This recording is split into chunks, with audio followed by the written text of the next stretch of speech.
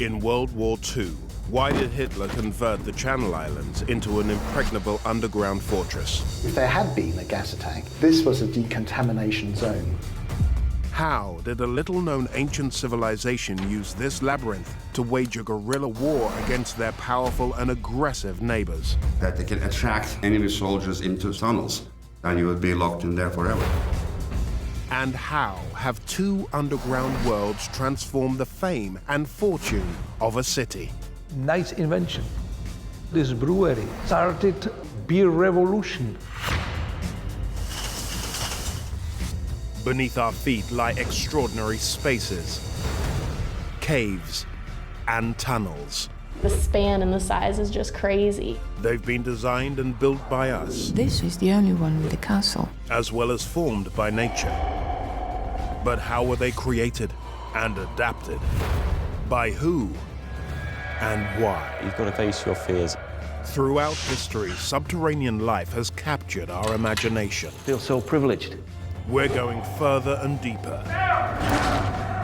to unearth the mysteries, the stories, and the secrets of underground worlds.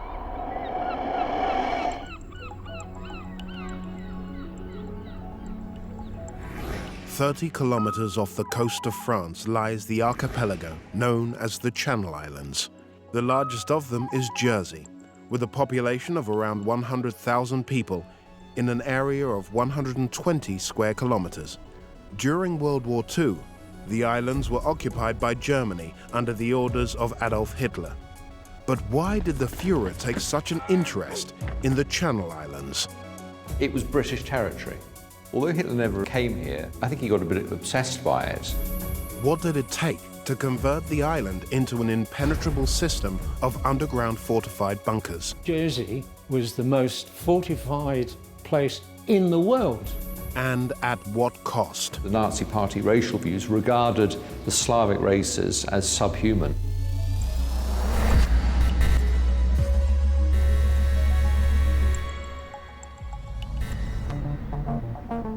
The Channel Islands are not part of the United Kingdom, but since they are dependent territories of the Crown, the UK is responsible for their defence. From September 1939 to spring 1940, Jersey and the other Channel Islands were largely untouched by the war. But by June 1940, following the German defeat of the Allies in France and their evacuation from Dunkirk, the British government decreed that the Channel Islands had no strategic value. They would not be defended, and instead were left open to the Germans. Mark Yates, a battlefield guide, is an expert on Jersey's military history. He's entering an incredible underground system that would be created by an invading German force in the vacuum left by the departing British. What little British military resources were here were taken off, and then there was a general evacuation of the population of the island. In the 1940s, the population of Jersey stood at 50,000. Nearly 7,000 residents decided to leave, leaving 43,000 behind to face the German occupation. It was British territory. Although Hitler never came here, I think he got a bit obsessed by it. And so at that point, they organised Operation Green Arrow. The purpose of the operation was to occupy the Channel Islands as part of the occupation of France. The German Air Force, the Luftwaffe, landed on Jersey on June 30th, 1940, and the island's ruling committee surrendered the very next day. The arrival of the Germans and being under occupation must have been pretty scary at the outset, and the unknown must have been really quite worrying, particularly for families where you had young children. Trevor Green, now 82, was just a boy when the Germans marched into town in their thousands. When I was about 5 that I first came into contact with the Germans. Where I lived, at a place called Millard's Corner, and on the coast road. And so they were the ones that really came to my attention. Hitler expected that the Allies would one day attack his Nazi-occupied territories in Europe. He obsessed over the creation of a coastal defense system, which he called the Atlantic Wall. It was a series of fortresses, gun emplacements, tank traps, and other obstacles running for more than 3,000 kilometers along the coast. The Germans turned Jersey into a fortress of bunker systems housing radar and observation units. They also planned 9 ocean-facing artillery posts, like this one at Battery Molka, in the northwest of the island. The gun emplacements sit above a network of bomb-proof tunnels. Trevor Green has come to meet Tony Pike, an expert on Jersey's military history, to discover what the German invaders built on this island. This is actually constructed by making a deep trench, which would have been about 4 meters deep in excavation. And once they've actually done that excavation, they would have poured the floor. And then they would have made the shuttering for the walls, which you could still see the imprint today. And once they've done all that wooden shuttering, they then poured the concrete behind, and then they would have done the shuttering for the roof, poured the concrete on top of that, and then all the infill, which would have been excavated from the trench itself, would have been put on top of that. The structure at Battery Molka was built from concrete and steel, most of which needed to be shipped in from France. The battery included underground bunkers, a personal shelter for 27 men, and 4 ammunition stores, which served the gun emplacements situated above ground.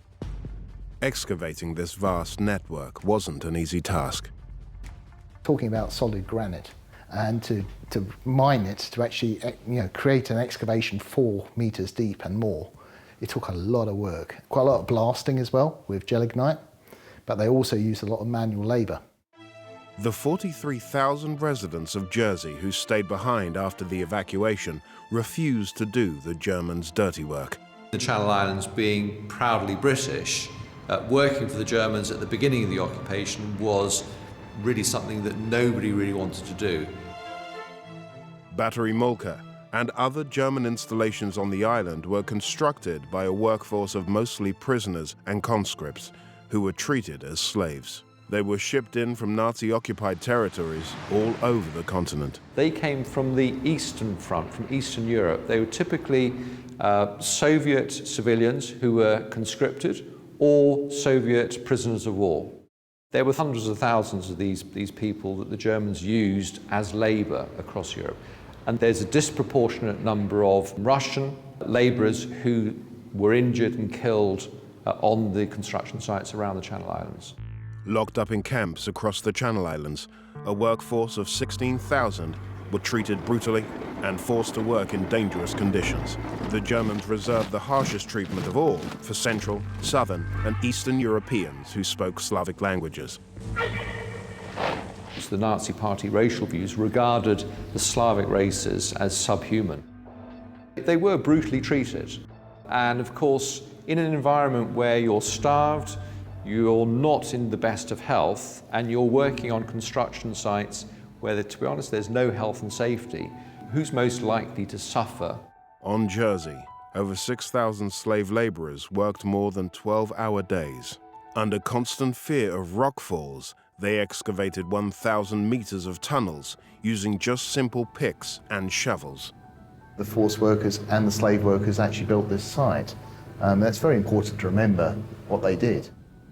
You know, it's a colossal amount of work they did in all sorts of different weathers, with very poor equipment a lot of the time. The slave worker, what they had for protective clothing was an old cement sack with a couple of arms just punched through. Due to cement shortages in summer 1943, the Germans abandoned their original plan to build 8 batteries on Jersey. Only 4 Army and 2 Marine batteries were completed, including Battery Molka, which contains a gun emplacement, ammo stores, and a gas-locked chamber, all connected by 4-meter-deep tunnels. This personnel shelter was actually made to be country against gas attack, because Hitler was gassed in the First World War. He didn't want his troops to go through the same experience. So a lot of engineering and thought has actually gone into this bunker. This part here, we're standing underneath a shower head. So if there had been a gas attack, this was a decontamination zone. So the idea was you had a shower here, the water was heated from the boiler next door, and then you would go into this part, which is a gas lock. And the door through there would have been already closed. Then we walk straight through here into the bunker. In the event of a mustard gas attack from the Allies, these steel doors would be locked and sealed while pumps would filter out poisonous gases. This part of the bunker, the air would be cleansed and filtered. When a green light shone, that was placed up there, then it was safe to open this door and enter into the main part of the complex. And the whole engineering in this bunker is absolutely magnificent. At the heart of the bunker are the filtration pumps designed to keep the men safe from lethal gases.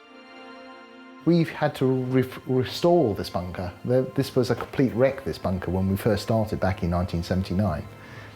And we've rigged it up so it runs today with a modern motor, but it also could be cranked round. So I'll show you now how it actually functions. So that would take in the air? Well, taking the air from the outside here. Air from above the cliffs would be pumped in through a network of pipes, while carbon filters cleaned the air, making it safe to breathe. I see it's got a handle. What is that for? Well, if there had been an electrical failure, although Battery Maltka had its own generation plant, but say, for example, if there had been a bomb hit that and had been disabled for some reason or another, and there had been a gas attack, there's always a backup plan. You could actually crank this round by hand. Because Hitler decreed that 10% of the steel and concrete used in the entire Atlantic Wall should go to the Channel Islands, they ended up as the most heavily fortified region along the Nazi coastal frontier. It equates to 484,000 cubic meters of concrete. You know, that's a hell of a lot of concrete. Yeah. Just in 3 small islands. Yeah, oh yes. Well, when you work it out, I do know that from a size point of view, with the fortifications that they did, that Jersey was the most fortified place in the world. Tony Pike has been involved in digging out and restoring Jersey's wartime tunnel heritage since 1979, when he was a teenager. He worked on the tunnels under Battery Maltka. When I was a 15-year-old lad, I came down here for the first time, and we came through one of the entrances, which we had to dig out by hand. This is one of the ready entrances for the crew that would have gone up to man the gun. And at the time, the rubble was virtually up to the roof. We come down and we literally passed out all this rubble by hand up into a skip above.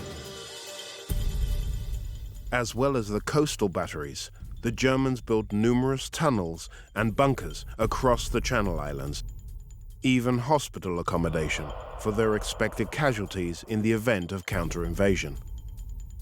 Work is still underway to dig them all out and open them to the public. This naval battery, known as Type FL-242 anti-aircraft bunker, was excavated in 2016. Tony and the team were surprised to find artwork left there by German personnel. When I first came in here, I just literally squeezed in through the entrance. The rubble and dirt was literally only 2 foot off the ceiling. And the first thing I saw was the flowers. Yeah, this is amazing. And then I came through into the gas lock, which would have been the gas lock, and we found even more of these flowers. And when you look at the detail, it is quite amazing. They must have really wanted it to make it feel like home.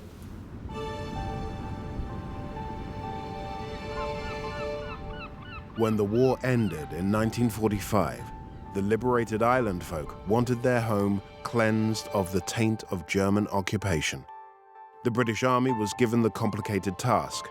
More than 60,000 mines and 30,000 tons of ammunition had to be removed, while the guns of Battery Maltka were thrown over the cliffs. Over the decades that followed, the abandoned bunkers were used as dumping grounds. But with the help of volunteers like Tony, the doors of history are at last being pushed open to offer everyone a glimpse into Jersey's past. When you think this was worked on by the forced labour and the slaves to build it, and to achieve this was a lot of hard work. This bunker complex is quite incredible.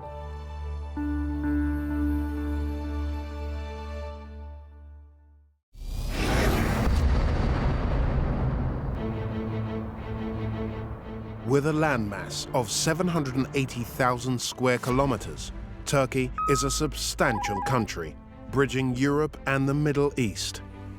Its population of 80 million now lives in relative peace. But 3,000 years ago, the country was a battleground for warring civilizations. The central region of Cappadocia is famous for its pockmarked landscape of volcanic rock called tufa, which is formed by compressed volcanic ash, and for a series of extraordinary underground worlds dating back to the 8th century BC. It's amazing to see what people are capable of for survival. How did craftsmen engineer these spaces for secure living underground? Only 1-to-1 can fight in those sort of narrow tunnels, so that the big army lose their advantage. And how have these tunnels been adapted over the centuries to give them a purpose in the modern era? It's not only beautiful, it's ecological.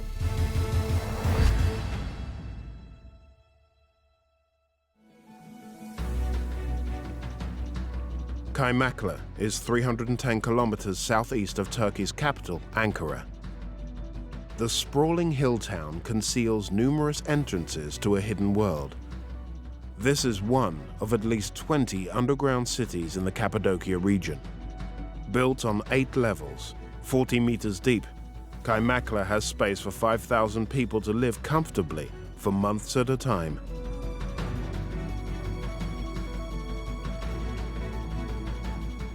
Husam Sulimangal, a long-serving guide, knows the tunnels intimately.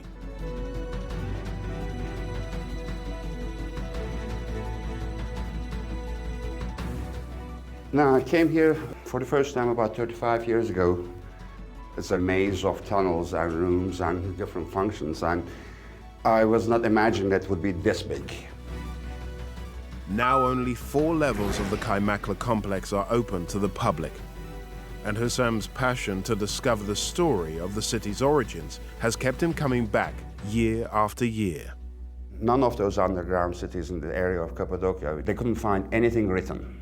They couldn't find anything organic. They couldn't find any tools or anything, so it's a mysterious thing. You can't tell when it was made and by whom it was made. Despite the uncertainty, historians have estimated Kaymaklı dates from 800 years BC. So at a time when the tribes of Western Europe were learning how to make their first Bronze Age tools, it's thought the people here, the Phrygians, were developing a network of underground fortresses to entrap their enemies, the Assyrians. The theory that is most plausible to me, it's done by Phrygians around 8th century BC for military reasons, to stop an Assyrian army by waging a guerrilla type of warfare. The Assyrians were a powerful people whose empire spanned the Middle East and lasted for almost 2,000 years, ending around the 6th century BC. The Phrygians of central Turkey built their underground cities like Kaymaklı to both hide from and retaliate against the Assyrians. Basically attacked the major army, which is the Assyrians. And as the army gathers up and chase them, they would just run back, hide into those small underground cities. So the entrances and tunnels are especially made narrow and low in ceiling for the defensive purposes, so that the big army can lose their advantage of being crowded. So it's only 1-to-1 can fight in those sort of narrow tunnels. And doesn't matter if you have 1,000 people behind it or 10, they became sort of equal. The Phrygians had another clever tactic in mind. After making their enemies vulnerable in this confined space, they had a network of traps ready to lock them in. There are different sections of this whole underground city that are connected to each other by narrow tunnels, where they can block it with millstone-looking rolling doors. If you don't know where you're going, you can easily get lost and fall into traps. Of course, imagine that it's all dark in those days. You have to carry your own torches. So if the enemy would come in, they can just empty one area, go hide in the other part, and block themselves in. But if you're the familiar one, then you can always find your way out from a different secret entrance. Circular doors carved from rock were designed to roll into place and block the tunnel entrances. And here's one of those rolling doors where they would attract enemy soldiers into tunnels and then trap them in. Roll the door, put a peg behind it, and you would be locked in there forever. Having trapped their enemies in the tunnels, the Phrygians had another trick to defeat them. Kaimakla is secretly linked to other underground cities in Cappadocia. Then they also have escape routes, then they would just run out. And some of those underground cities are connected to each other with about 6-7 miles long tunnels. So they can come into one of those underground cities and escape from the other one and still attack the army. It appears the Phrygians built Kaimakla as a refuge. In later centuries, the many underground spaces across the region have found new uses. Today, architect Asla Uzbay lives and works in a cave house. I feel very safe. I think it has some kind of protection feeling in a cave house, which has a natural sunlight window. It's not only safe, it's beautiful. It's like you are living in a sculpture. It's not only beautiful, it's ecological. Asla has been breathing new life into the area's disused caves. It's a privilege to be able to work here as an architect, because Cappadocia is a very exceptional, unique place. There are no straight lines, no rational decisions made by an architect or a constructor. The whole thing is done by whoever has carved it, the mason. It's very unique and it's very exciting. You don't get bored.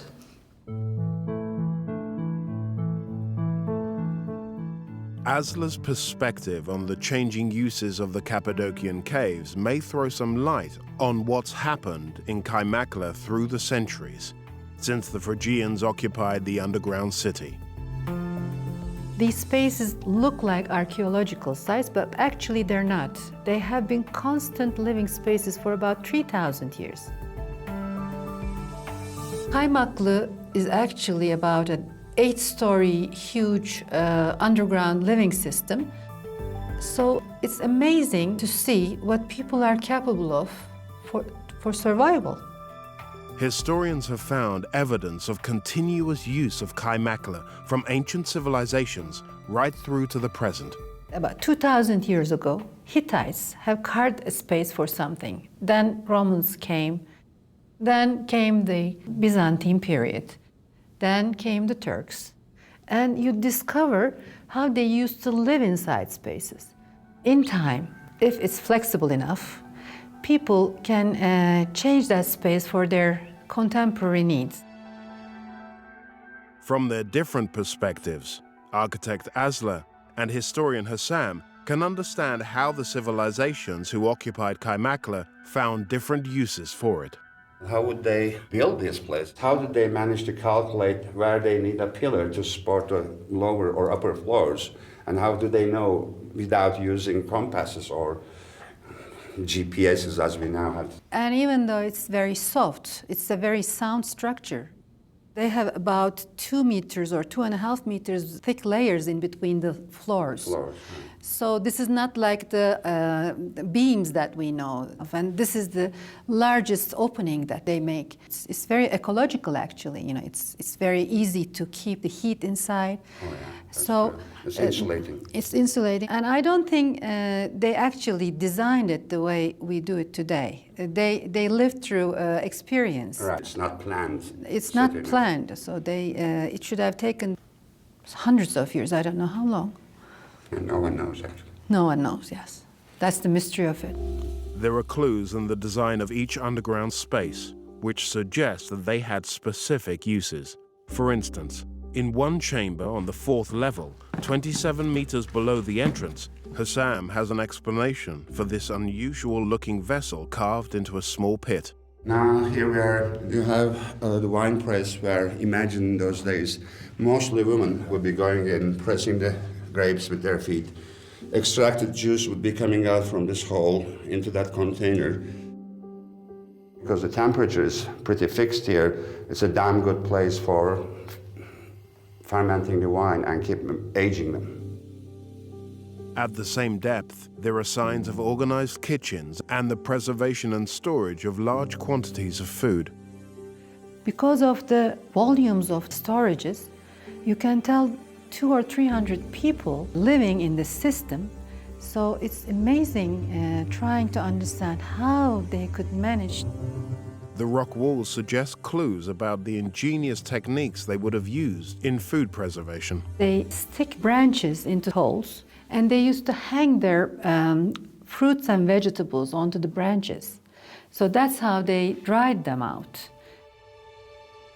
The kitchen area includes other tools, such as a stone grain mill. Put a small wooden handle here, gradually turning it and grinding the grains, obtaining flour to make their breads or whatever else.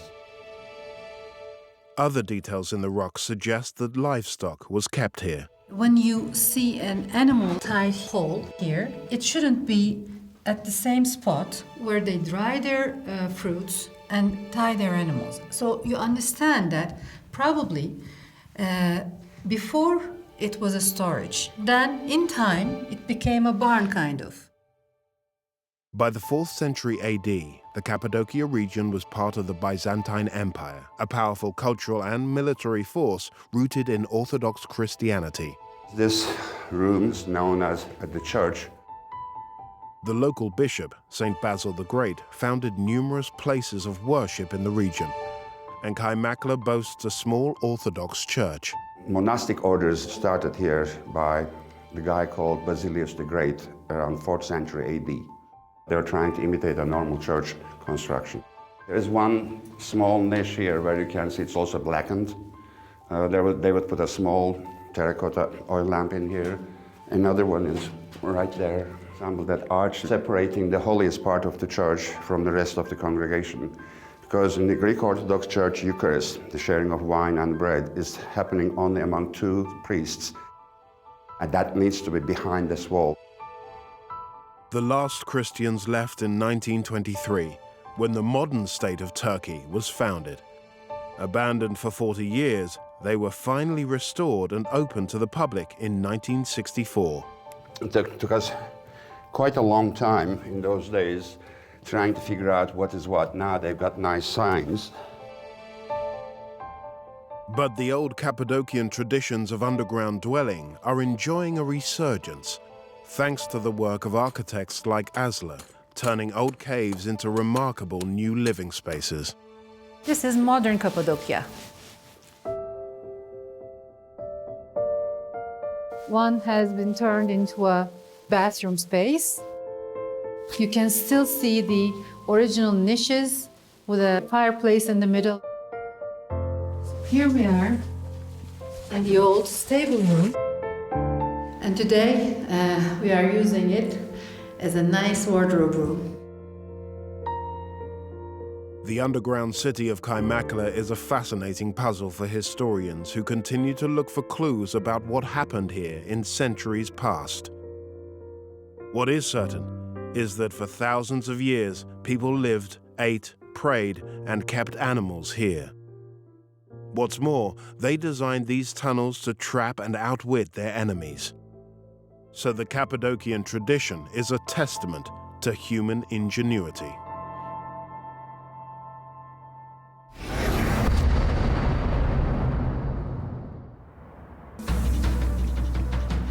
The Czech Republic is a country in Central Europe with a population of just over 10 million. Pilson is the 4th largest city, 90 kilometers west of the Czech capital Prague, in an ancient kingdom known as Bohemia. There is a fine history of brewing here, dating back to the 14th century.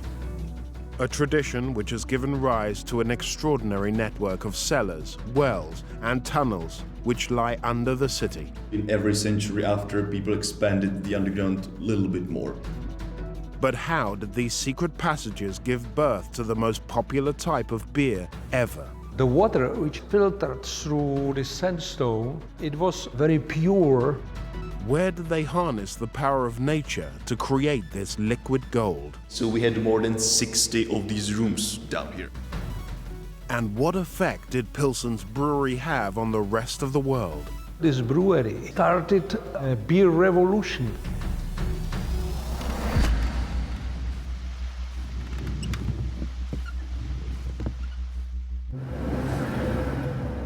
Pilsen was founded in 1295 by a Bohemian king, Wenceslas II, on an important trade route at the meeting point of 4 rivers. The city is remarkable because it is the location of not one, but 2 extraordinary underground worlds, one dating back to the 13th century and the other to the 19th. Why did they excavate these tunnels and vaulted chambers in the first place? Local historian Jan Hus was first brought here aged 14 by his father. Ever since, he has been fascinated by the development of this underground world. I expect a couple of rooms, couple of corridors, but when I saw how big it actually is, like 13 kilometers and 2 floors, I was kind of surprised. Beneath the historic city of Pilsen lies a network of cellars, wells, and storerooms linked together by a complex chain of interconnecting tunnels. The whole system of Pilsen's underground was created between 13th and 18th century. As he makes his way into this labyrinth, Jan is traveling back through time to the beginning of the Pilsen story.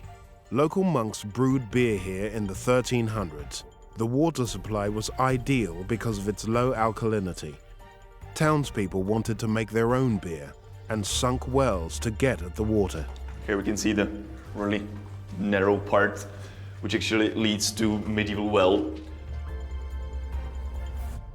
So people created many wells to get access to the underground water, because 300 houses in medieval Pilsen made a beer during medieval times.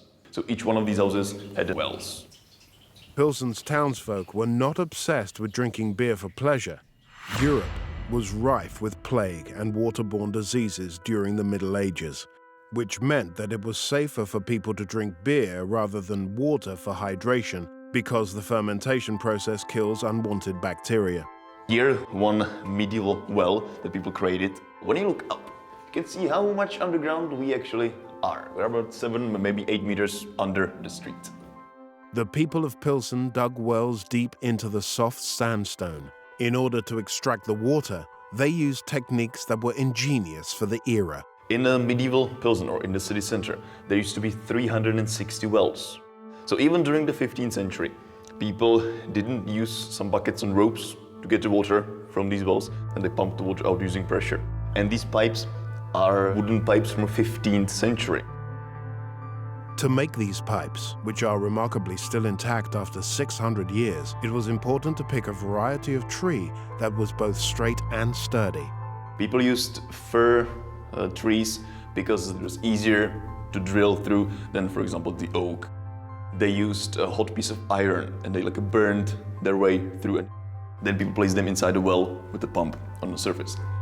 To protect and waterproof the wood as best they could, they took advantage of a preservation technique that had been used since ancient times. They painted them originally, but not with the normal paint or resin. They chose blood, ox blood. The albumin protein in the blood made the perfect water-resistant coating. Having perfected their digging and plumbing methods, the 14th century residents of Pilsen carved out cellars for storage and brewing. Many homes in the city have cellars running 3 stories deep. Over the next 400 years, they went on to build a network of tunnels to link the cellars together. The labyrinth eventually extended to 13 kilometers. It was completely dark in here, no lights, no torches whatsoever. So each person walking down here carried their own like a candlestick or small oil lamp as a source of light. Here, where we can enter one of the first medieval corridors. The oldest corridors here are only 1.5 meters tall. Today, an adult of average height would struggle to fit through them. People used to walk through this without a problem. During 13th century, those people were really tiny. Down, it's like more narrow for legs, and up, it's kind of wider for shoulders. It is not comfortable, but they fit it just right. The labyrinth grew organically, as individual households carved out their basements to suit their own needs. During medieval times, each house had some sort of access down here. This is a taller space, definitely, because the underground during medieval times was created by different people in the city. And different people had different opinions on how it's supposed to look. So some corridors are really like a narrow, short, some are big open spaces like this. Sandstone is a permeable, sedimentary rock which can be unstable. As the labyrinth expanded and the width of the corridors increased, it became necessary to support them to stop them from caving in. The whole complex was created only by some hand tools. It's actually really soft rock, but also there used to be a lot of underground water. So the sandstone, it started to crack on many places. So people had to reinforce it somehow. So they added like the brick arches or brick ceilings to like keep the weight up. So they started expanding the corridors more and more. And every century after, people expanded the underground a little bit more. And it went on and on until the 18th century when the construction was finished. 4 centuries worth of tunneling knowledge gave the people of Pilsen the upper hand in times of war. Pilsen's underground. It's also the reason why city was well defended during medieval times, because it was used as a part of the city's defense. Pilsen's residents were able to evade their enemies and use the tunnels to spring stealth attacks on invaders. People from Pilsen were hiding down here during war and, for example, some fires in the city, and also organizing some attacks on the attackers themselves. So it was like the hit and run tactic. And thanks to that, actually, Pilsen was quite successful in its defense. It was conquered basically only once in the 17th century, in the year 1618.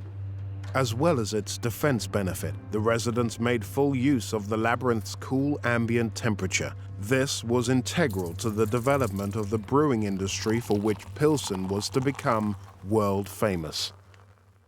Originally, people in medieval Pilsen used the underground mostly as a storage for their food, water, but mostly the beer barrels. Because there's a colder temperature down here than in the city, people used it as a giant fridge. Beer fermented down here, also aged or matured in the closed barrels in these arches. The history of Pilsen and its brewing tradition are intimately entwined with this city's subterranean character. You can literally touch the history in some of these parts, from like a 13th century to present day.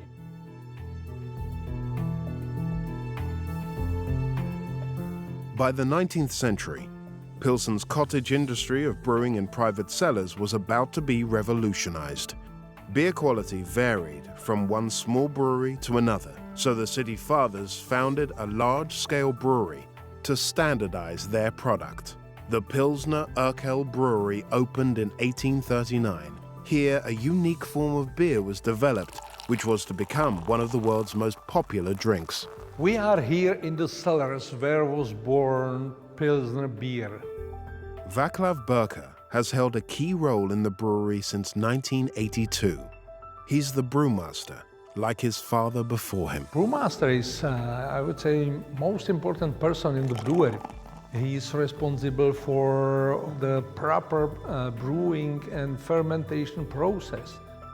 Vaclav is preserving a tradition that connects back to the original invention of Pilsner beer. We still have recipe and process which was set in year 1842, mean more than 176 years ago by Joseph Groll. It's unbelievable. Joseph Groll was the first brewmaster in Pilsen. He came from Bavaria, which is now part of Germany. Groll was experimenting with lager, a new beer-making process spreading across Europe in the mid-19th century. By adapting the technique to suit the local soft water, Groll ended up creating the first golden lager, which was called Pilsner after the town. The water which is coming to Pilsen, filtered through the sandstone, very pure water and very soft water. For brewing, we still use only 3 ingredients like Joseph Groll in 1842. Malt, barley, and hops are combined with water to make lager. The name comes from the German for storehouse, because the beer matures slowly and at very low temperatures, stored in caves or cellars. When we started production here in this brewery, it was very important that we needed to dig new cellars. So, in the 1840s, when the people of Pilsen needed to brew lager on an industrial scale, they needed enormous cooling cellars to ferment their beer. A city that already had one massive labyrinth was about to dig itself another one. Historian Jan has come to look at the staggering number of rooms built specially to create a rudimentary refrigeration system. So this was the ice storage room or a fridge. So we had more than 60 of these rooms down here in the cellar. Because our beer, it must ferment and also age during low temperatures, usually 5 or 7 degrees of Celsius. But the natural temperature in the cellar is higher. Every year at the beginning of winter, people from the brewery, they traveled to ponds and lakes. They gathered blocks of ice over there, and the ice was brought down here into the rooms, just like this one. People used the shaft up there to throw it down here. The innovation in these enormous cellars was that the ice would slowly melt and trickle into a series of channels running along the floor to cool every room throughout the brewery. The ice water was flowing through all these cellars and cool this granite stone on the floor. And it was another possibility how we cool the cellars in past before invention of artificial cooling. Nice invention. The scale and innovation continues in these giant cellars, where fermentation and maturation took place. Each cellar is 7 meters wide and 9 meters deep. There used to be beer barrels everywhere down here. Every stop, in every room, every corridor. Also, there was a small railway system down here, which was like the loading system for the barrels. And our biggest barrel that we have in this corridor, it can hold almost 10,000 liters of beer. This underground world is a wonder of 19th century creativity, much copied, but rarely bettered. The beer that we make, our lager, became basically the first pale lager in the world. This beer inspired many other breweries.